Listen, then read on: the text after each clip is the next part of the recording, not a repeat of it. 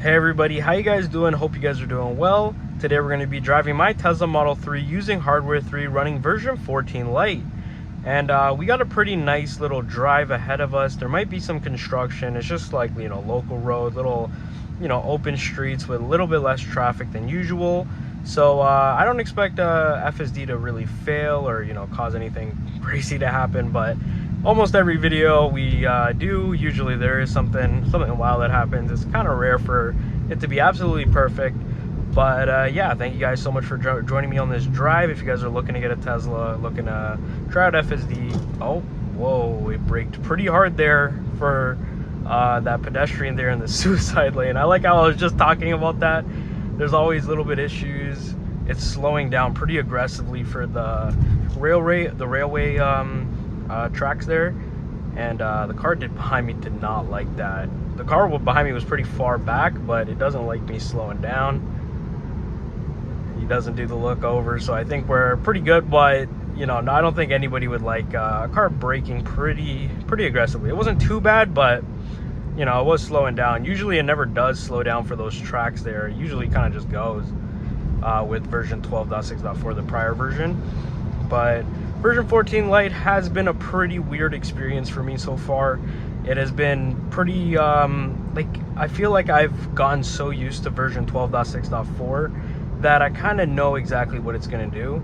And like, it performs pretty smoothly, but version 14 Lite has been pretty like unpredictable sometimes.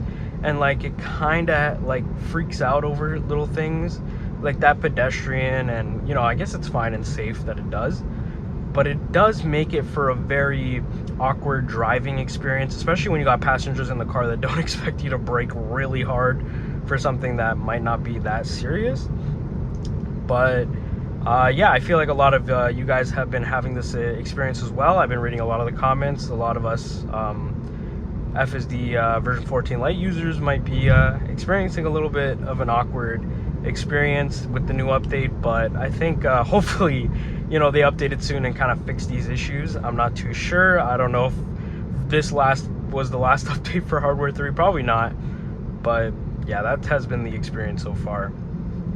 We're currently in standard mode. You can't really change the max speed, so we could only change the mode. One of you guys were saying that if you put it to sloth mode, it'll go the speed limit. So for a lot of people that like to go the speed limit, I'm definitely one included. I personally go as close to the speed limit as I can without, harming the flow of traffic. If everybody's going 10 over, I kind of match the speed with everybody. But I like to personally go as close to the speed limit just to save a little bit of energy, just to make the situations a little bit, give you as much time to react as possible. But yeah, and I also just don't want my car speeding by itself. Like, I think if I were to speed just a little bit, it would personally be with my hands, and I'm responsible for the vehicle and all that. But the lane is the car is going perfectly into the lane. The lanes are well marked and everything, so FSD usually doesn't struggle too much with these kinds of lanes. There's a merge a little bit over here, a little bit further up, where it fails a lot, or it doesn't fail, but it feels uncomfortable. It merges way too late. But we're in the left lane here, so we shouldn't see too much of an issue.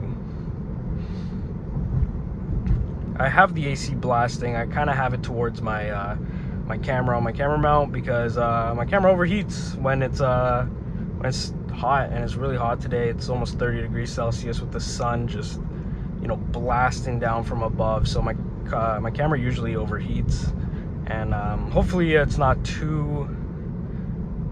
the wind or the air from the AC is not too loud. But it allows that Toyota Sienna to merge very nicely. No complaints there. It allows cars to merge, but the cars kind of have to show the intent. If the cars are super shy, super passive with the merge, FSD might not think that it's trying to merge, which I've experienced. The car kind of has to force its way in front of me, but FSD does allow the merge to happen. Also, if you guys see my foot on the pedal, it's because it's just my seating position. I'm sit further back, so it looks like I'm pressing the pedal. It looks like my feet or my legs is completely stretched out. but it's mainly my seating position, so it kind of looks like I'm pressing the pedal. If I press the pedal, I'll let you guys know. So we're getting up to a little bit of a construction zone here. This is where it completely braked super aggressively last time, or like, you know, a few videos ago, if you guys saw. When I first got the update, it was pretty scary for a first day, first impression, but a lot of you guys have said that that's actually pretty safe, so I guess I do agree. You know, coming to a stop and making sure that I'm in control, that I'm aware of the situation that's going on, I guess, yeah, that is a lot safer. I was just pretty shook by the whole stopping super aggressively. I don't really ever brake that hard before because I don't really get into those kinds of situations. I kind of just go really slow anyways in these kinds of zones. But we're in standard mode, so this would be the default configuration. So I was just seeing, you know, just how it handles these kinds of zones. I obviously wouldn't let it speed too much, especially in construction zones. But we're gonna be making a right here.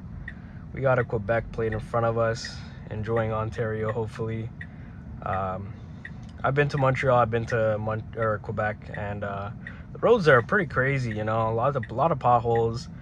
I personally don't even really like the road design. Like, I feel like there was a lot of one-ways and stuff, and I was getting pretty like annoyed by it. But Toronto has one-ways and terrible roads as well.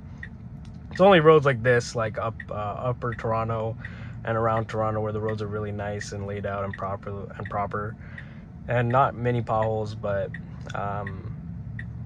you know, that's why I like to show you guys these kinds of drives, because I feel like these drives are a lot more enjoyable. I feel like a lot of you guys have, in America especially, and maybe Canada, like, you know, drive on these roads. It's not, I don't think many people downtown try to get Teslas. I think most people walk or use the subway or bike or something.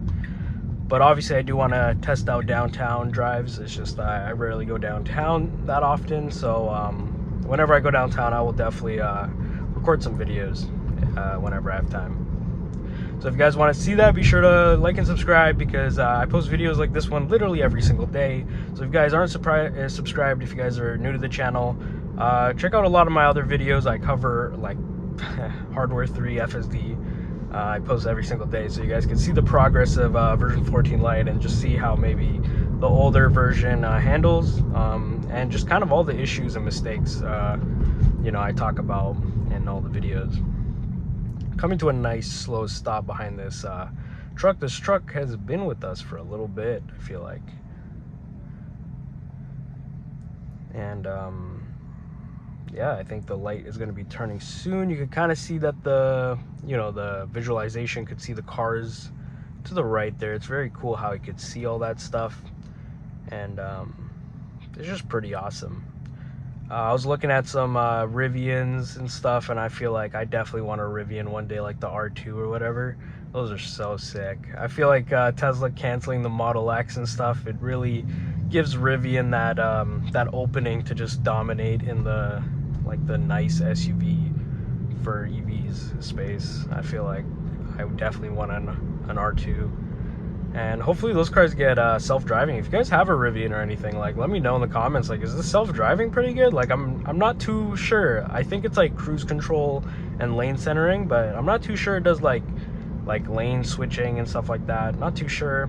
I think they are planning to add that, which is pretty cool. I'd totally get one, but they are pretty expensive. I don't know if I would ever be able to afford one.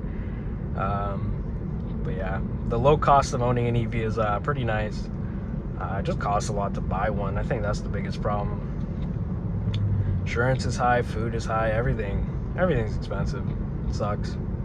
So if you guys are looking to get an EV to maybe save money, that's pretty awesome. I love charging in the morning. I love just having a full charge every morning and stuff. You kind of have to like see if you know, your outlet and stuff can handle it, because you know, some of these houses are pretty old. When I got this Tesla, I charged it for a few months, then I had to replace the outlet, which was like $100. But you know, that was fine, because these houses are 50 years old, 50, 100 years old. You know, they don't have these, like, you know, good outlets or something. I don't know. You guys kind of just have to check, but I wouldn't be too worried. I don't know, every house could kind of support it. I use the, you know, regular charger and stuff, so I don't really have to like pay that much to get that all sorted out. But I definitely want to upgrade my charging experience. But yeah, if you guys enjoyed the video, be sure to like and subscribe. I post videos like this one literally every single day. Comment down below what you guys think, how you guys think FSD performed, and whether or not you would buy a Tesla for yourself and maybe subscribe to FSD. Yeah, so how do you guys think FSD did today? And thank you guys so much for watching. See you guys in the next one, and peace. Stay safe, guys. Bye.